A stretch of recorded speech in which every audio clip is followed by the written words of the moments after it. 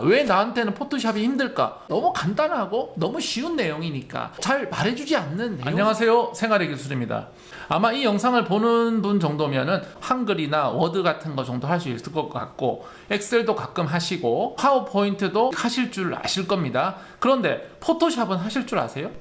한 5년 전까지만 해도 사람들에게 포토샵 얘기하면 포토샵이 뭐야? 이런 얘기를 했는데, 지금은 포토샵 이러면 포토샵이 뭔 줄을 알고 계십니다. 포토샵을 하지 못하는 분이 상당히 많이 계신다는 겁니다. 포토샵으로 하면 1분 안에 처리가 될 것을 한글을 열어서 파워포인트를 열어서 낑낑대면서 30분 1시간에 걸려서 일을 처리하시는 분이 여전히 많이 계시다는 거죠. 그런 분들이 포토샵을 조금만 할 줄 안다면 간편하고 쉽게 해결될 일이 너무나 많이 있습니다. 그래서 감히 우리 생활의 기술 시청자님께 포토샵을 배우라 라고 얘기를 하고 싶어요. 그래서 여러분에게 포토샵 기술을 가르쳐 드리려고 하고 있습니다. 저 또한 포토샵 알러지가 있는 사람입니다. 포토샵만 펴게 되면 머리가 아프고 아무것도 하기 싫은 그런 사람인데, 유튜브를 하다 보니까 포토샵을 열게 되고 포토샵을 가지고 뭔가를 하게 되더라고요. 왜 포토샵에 알러지가 있느냐, 왜 포토샵이 어려운가를 생각해 봤어요. 제가 포토샵을 알게 된 거는 한 10년 전인 것 같아요. 학원도 다녔어요. 학원 가서 너무 힘들었어요. 저의 마음은 아마 이 영상을 본 대부분의 마음이 아닐까 하는 생각이 듭니다. 왜 나한테는 포토샵이 힘들까? 지금껏 몇십 년을 살았는데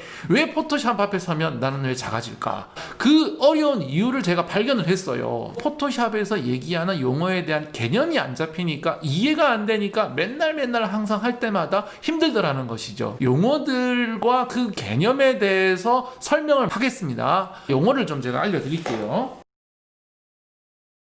우리가 무언가를 할 때에 이렇게 종이를 펴놓고 시작을 합니다. 스케치북을 펴놓거나 A4지를 꺼내놓거나 B5 용지를 꺼내놓고 시작을 합니다. 이 종이 사이즈가 포토샵의 용어로는 캔버스입니다. 캔버스입니다. 포토샵을 처음에 켰을 때 캔버스의 크기를 정하는 일이 제일 첫 번째죠.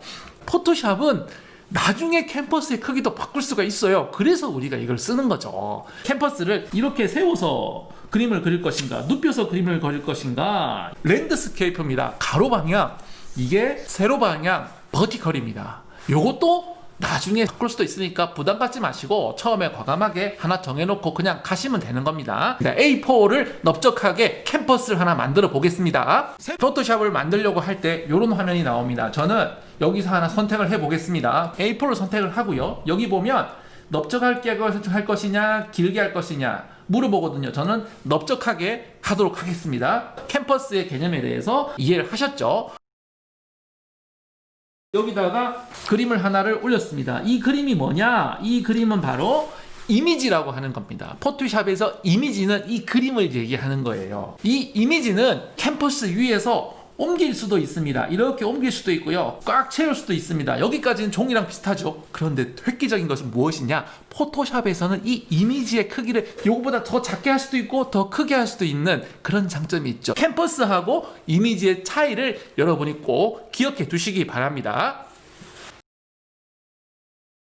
세 번째, 레이어라는 개념을 알려드리겠습니다. 이 캔버스 위에 이 종이 한 장을 레이어라고 하는 거예요. 이미지를 불러오면 이미지는 자동적으로 하나 더, 종이가 한 장 더 올려지는 거와 똑같은 개념입니다. 포토샵에서 이미지를 불러가지고 이미지를 집어넣잖아요. 자동적으로 이렇게 레이어가 하나 더 생기는 겁니다. 이 레이어는 마치 투명 종이와 같은 개념이에요. 하나하나씩 쌓는다는 거죠. 여러분이 포토샵을 열어서 이미지를 하나 불러드리면 레이어가 몇 개 생기겠어요? 네, 첫 번째, 제일 처음에 레이어가 하나 생기고요. 그 다음에 이미지를 하나 불러오면 또 레이어 하나가 자동으로 생긴다는 것이죠. 레이어는 그림을 층층이 쌓아놓은 것이고, 그 층층이 쌓아놓은 것을 위에서, 사람은 위에서 바라보게 된다는 거죠. 그래서 레이어 뒤에 가린 거는 그림이 보이지 않게 되죠. 이미지를 하나 더 불러보겠습니다. 새가 한 마리가 날라왔습니다. 이미지를 불렀어요? 그러면 이제 레이어가 몇 장이 되는 거예요? 3장의 레이어가 쌓입니다. 이 레이어의 특성은 무엇일까요?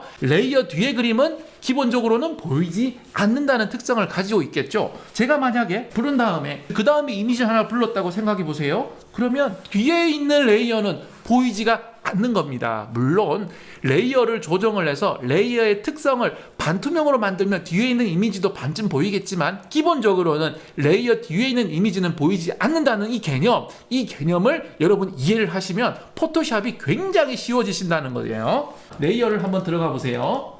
뭘 하나를 그리는 순간 여기에 뭐가 하나 더 추가가 됐습니다. 요게 레이어입니다. 그림을 하나 불러오겠습니다. 석양이라고 하는 이미지를 가져와서 원하는 곳에 딱 놓았어요. 이렇게 놓는 순간 여기에 또 뭐가 하나 더 생기죠. 이게 석양의 레이어입니다. 여기에 제가 독수리도 하나 가져와 볼게요. 독수리를 가져오면 독수리가 이 위에 올라갔죠. 여기에 독수리가 하나 더 들어와서 레이어가 총 3개가 되었습니다. 이게 레이어입니다. 레이어. 이 레이어의 개념을 여러분이 아시면 좋겠습니다.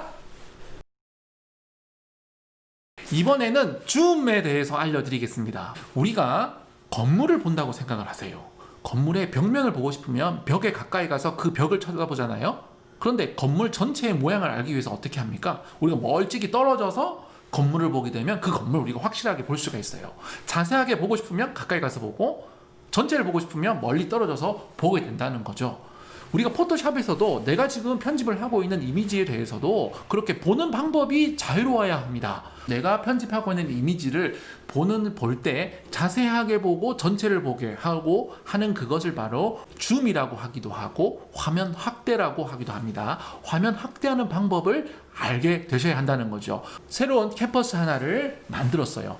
여기에 이미지를 하나 불러오겠습니다. 이미지를 하나 불러왔는데 이렇게 보이는 거예요. 이렇게 보이면 그때부터 이게 뭐지 하고 머리가 아파지기 시작한다는 거예요. 이럴 때 우리가 뭘 해야 한다? 화면 확대 또는 화면 축소를 해야 한다는 것입니다. 화면을 축소를 하겠습니다. 그 방법은 제가 나중에 알려드릴 테니까 일단 이럴 때 화면 축소를 한다. 이것을 개념을 잡으시라는 거예요. 화면 축소를 해보겠습니다. 화면 축소를 하다 보면 이렇게 점들이 나와요. 이 점들을 클릭을 해서 이렇게 줄이고 하다 보면 캔버스에 내가 가져온 그림을 내가 보고 싶은 만큼 적당하게 표시를 할 수가 있죠. 이 상태에서 다시 화면을 확대하시는 거예요. 이렇게 놓고 다음 작업을 할 수 있게 된다는 겁니다. 화면 확대를 하고 화면 축소를 자유롭게 할 수 있어야 포토샵이 쉬워진다는 거죠. 이게 바로 너무 간단하고 너무 쉬운 내용이니까 잘 말해주지 않는 내용이에요. 여러분이 새로운 포토샵을 배우기 시작을 하실 때 이 3가지를 먼저 확실하게 편하게 사용을 할 수 있게 되고 난 후에 다른 것을 시작하셔야 다른 것을 더욱더 편하게 할 수 있습니다. 다음 강의에서 무료로 여러분이 쓸 수 있는 프로그램 하나를 선정을 해서 요 3가지를 어떻게 쓰는지에 대한 얘기를 해 드리도록 하겠습니다. 오늘 시청해 주셔서 감사드리고요. 좋아요, 구독 부탁드립니다. 오늘도 행복한 하루 되세요. 감사합니다.